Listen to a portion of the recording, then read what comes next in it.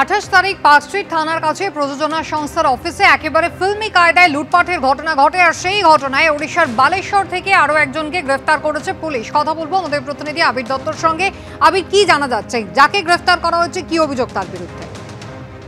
দেখো, যেটা আমরা জানি যে পার্ক স্ট্রিট থানার অন্তর্গত একটি প্রযোজনা সংস্থা, সেই অফিসের ভেতরে ঢুকে অভিযোগ ওঠে যে ধারালো অস্ত্র দেখিয়ে সেখানে লুট করা হয়েছিল।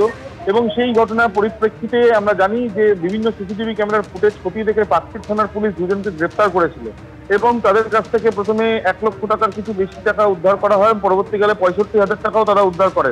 এবং এখন যেটা জানা যাচ্ছে যে কামরান আহমেদ নামে আরো এক ব্যক্তিকে তাকে গ্রেফতার করে। ঘটনার পর থেকে সে পালিয়ে যায় উড়িষ্যায় এবং উড়িষ্যার বালেশ্বর থেকে তাকে গ্রেফতার করা হয়েছে।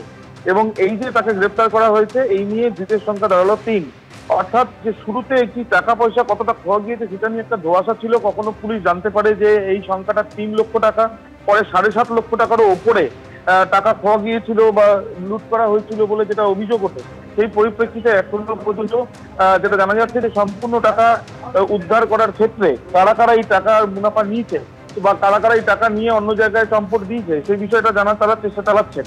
ইতিমধ্যে দুজনকে আগে গ্রেফতার করা হয়েছিল, আরো একজনকে গ্রেফতার করা হয়েছে। মূলত তোমায় জানিয়ে রাখি যে মারধর করে টাকার ব্যাগ নিয়ে চম্পট যারা দেয় তারা হেলমেট পরে বেরিয়ে গিয়েছিল। তারপরে বিভিন্ন সিসিটিভি ক্যামেরার ফুটেজ দেখে তাদের গতিবিধি লক্ষ্য করে পার্ক স্ট্রিট থানার পুলিশ এবং তারপরে দুজনকে গ্রেফতারের পরে আরো একজনকে গ্রেফতার করা হয়েছে ভিন রাজ্য থেকে। তাকে আজকে নিয়ে আসা হচ্ছে কলকাতায়, এমনটাই জানা যাচ্ছে।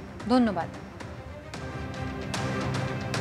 এবার সিবিআই অফিসার পরিচয় দিয়ে কোচবিহারের এক অবসরপ্রাপ্ত শিক্ষককে ডিজিটাল অ্যারেস্ট। 2 লক্ষ টাকা হাতিয়ে নেওয়ার অভিযোগ উঠল। ফোনের সামনে বসিয়ে রাখা হয় টানা 72 ঘন্টা। শেষমেশ বিশাখাপত্তনম থেকে প্রতারককে গ্রেপ্তার করেছে কোচবিহারের সাইবার ক্রাইম পুলিশ।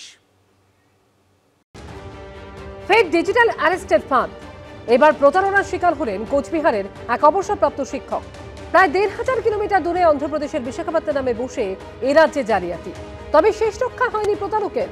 কোচবিহারের সাইবার ক্রাইম পুলিশের জালে ধরা পড়ে গেল সে। পুলিশ সূত্রে খবর, 8ই জানুয়ারি সিবিআই অফিসার পরিচয় দিয়ে বক্সিরহাটের বাসিন্দা এক অবসরপ্রাপ্ত শিক্ষককে ফোন করেন অভিযুক্ত। তাকে বলা হয় একটি আর্থিক তছরূপের মামলায় ওই শিক্ষকের ফোন নম্বর ব্যবহার করা হয়েছে।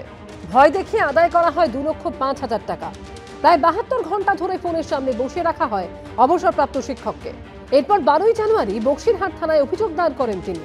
ব্যাংক অ্যাকাউন্টের তথ্য খতিয়ে দেখে বিশাখাপত্তনম থেকে অভিযুক্ত পিল্লা নানিকে গ্রেফতার করে কোচবিহারের সাইবার ক্রাইম পুলিশ।